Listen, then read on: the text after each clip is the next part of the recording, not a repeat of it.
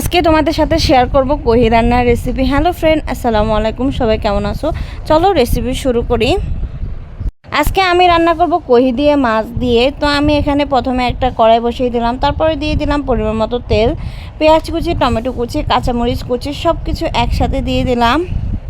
আমি এখানে তেল গরম না হতেই কিন্তু সব কিছু দিয়ে দিয়েছিলাম, বুঝতে পারিনি, মনে করেছিলাম যে তেলটা গরম হয়ে গেছে, পরে দেখলাম যে না, তেলটা গরম হয়নি। যাই হোক, এখন আমি সব কিছু একসাথে মিক্স করে দিব, তারপরে আস্তে আস্তে সব কিছু দিয়ে দিব। তারপরে দিয়ে দিব আমি এখন আদা রসুন বাটা।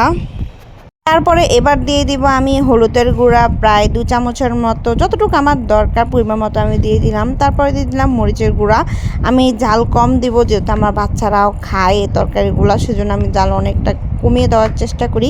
আপনারা চাইলে এর থেকেও বেশি বাড়িয়ে দিতে পারেন যা খান। তারপরে আমি দিয়ে দিব লবণ পরিমাণ মতো। তো এবার আমি দিয়ে দেব পরিমাণ মতো পানি, যতটুকু মশলা কষাতে লাগে। তো এবার পরিমাণ মতো পানি দিয়ে আমি একটু মিক্স করে দিব। এবার মিক্স করে দিয়ে প্রায় 10-20 মিনিটের মতো আমি রান্না করতে দিয়ে দিব। এখন ঢাকনা দিয়ে রান্না করতে আমি বসিয়ে দেবো প্রায় 20 মিনিটের মতো। 20 মিনিট পরে এবার আমি ঢাকনা উঠায় দেখব যে এটা কতটুক হয়েছে। তো এখানে আমার মশলাটা কিন্তু একদম সুন্দর মতো কষিয়ে গেছে, তেল উপরে উঠে আসছে, তার মানে আমার মশলাটা একদম সুন্দরভাবে কষিয়ে গেছে। তো এখন আমি একটু মিক্স করে দিচ্ছিলাম, একটু তলায় লেগেও গেছিলো। যাই হোক, এখন আমি দিয়ে দিব আগে থেকে ধুয়ে রাখা কই।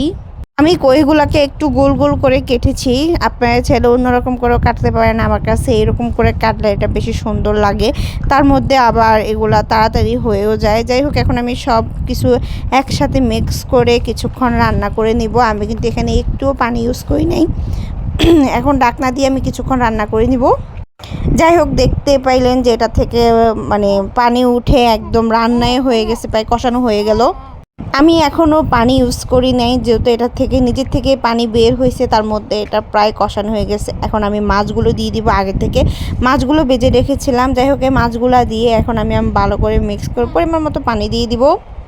আমার তরকারিটা যেহেতু আগের থেকে অনেকটা সিদ্ধ হয়ে গেছে, এখন আমি অল্প পরিমাণে পানি দিব শুধু ঝোলের জন্য। পানি দেওয়া শেষ, এবার সব কিছু একসাথে ভালো করে মিক্স করে নিব। এবার 20 মিনিটের মতো আমি এটা ঢাকনা দিয়ে রান্না করে নিব। আমি চুলার আগুনটা এখন বাড়িয়ে রেখেছিলাম, বলকানে আসলে তারপরে আমি এটার আগুন কমায় দেব। যাই হোক, এই যে দেখুন আমার এটা কিন্তু প্রায় বলকায় গেছে। এখন আমি নাড়াচাড়া করে আমি দেখছিলাম যে এখানে হয়েছে কিনা। আমি একটা নিয়ে হাতে নিয়ে দেখছিলাম, তার মধ্যে একটু লবণও চেক করছিলাম যে লবণ হয়েছে কিনা। তো আমার কাছে এখানে লবণ একটু কম লাগতেছিল, সেজন্য আমি একটুখানি লবণ আবার দিয়ে দিলাম। যাই হোক, এবার আমি সব কিছু একসাথে ভালো করে মিক্স করে প্রায় 10-15 মিনিট মতো রান্না করে নেব, একটু জোর শুকায় নিব। তারপরে ফাইনালি আমার তরকারিটা কিন্তু হয়ে গেছে। যাই হোক, তোমরা এই সবজির নাম কি বলো অবশ্যই আমাকে কমেন্টে জানাবা। আমরা এই সবজিটাকে কহি বলে থাকি। তো কথা বলতে বলতে কিন্তু আমার তরকারিটা কিন্তু হয়ে গেছে, এখন আমি তরকারিটা নামিয়ে ফেলবো। তো যাই হোক, ভিডিও কেমন লাগছে অবশ্যই জানাবা। আজকের ভিডিও এ পর্যন্ত। সবাই ভালো থাকবা, সুস্থ থাকবা। আল্লাহ হাফেজ।